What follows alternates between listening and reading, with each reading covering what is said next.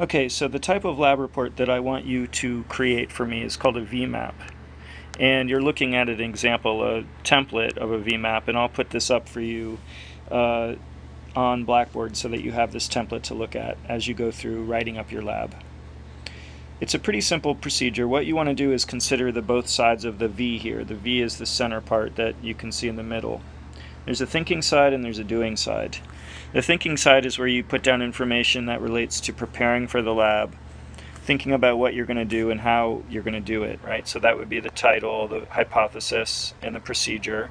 And those three things you can take from that diagram, that experimental design diagram that we made before we started the lab.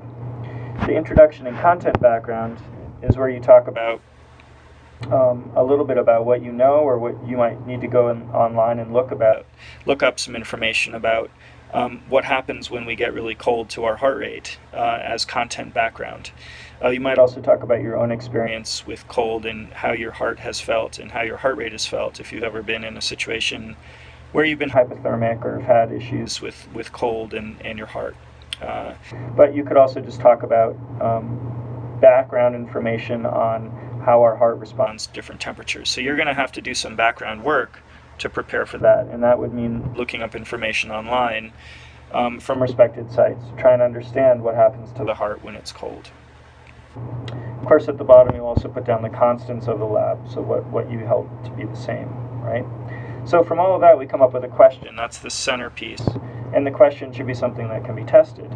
So a general question is generally less useful than a testable, more specific and accurate question to make sure that we're really able to create some conclusion based on evidence that will help answer that question, right?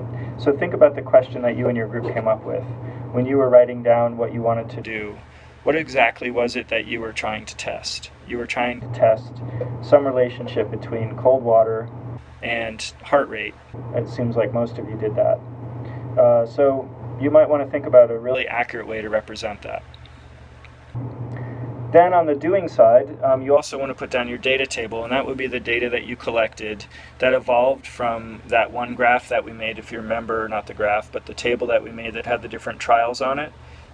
You might want to go ahead and recopy that in a really clean way, or type it up and stick it in that section of the VMAP so that you have with the actual data on it, right? So you want to put in the data from your team members on here, right?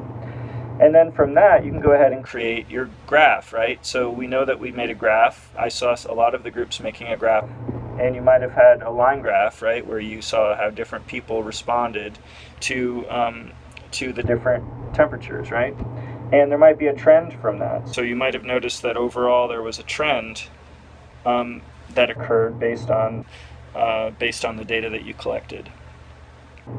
So if you can see some kind of a trend, you might want to write about what that trend means down here in the conclusion based on the evidence that you collected. What I would also caution you to do, though, is to make sure that you don't overreach the data that you collected in terms of your conclusions. So remember that we just had very few data points for this study, and so I would be really careful not to say that you've shown something to be true or that you've proven anything, because remember, we don't use that word.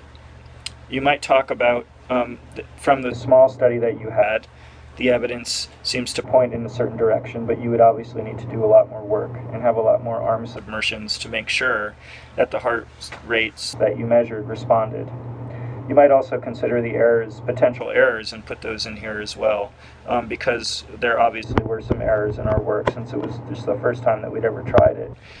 There's always going to be errors until we get used to the equipment, used to the measuring tools, and used to working with the constraints that we had.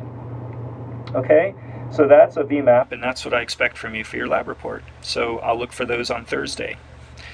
Please email me at STEVEN.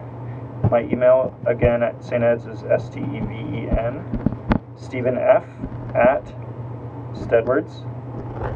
Or you can get in touch with me with a text or a call at my cell phone, which is 512-484-0925. Oops, 0925, got that wrong. So you can go ahead and erase that, put that in, right? If you need to get in touch, if it's a question that you have that can be quickly answered on a text, you can text me at 512-484-0925. All right, look forward to seeing you next week. Bye.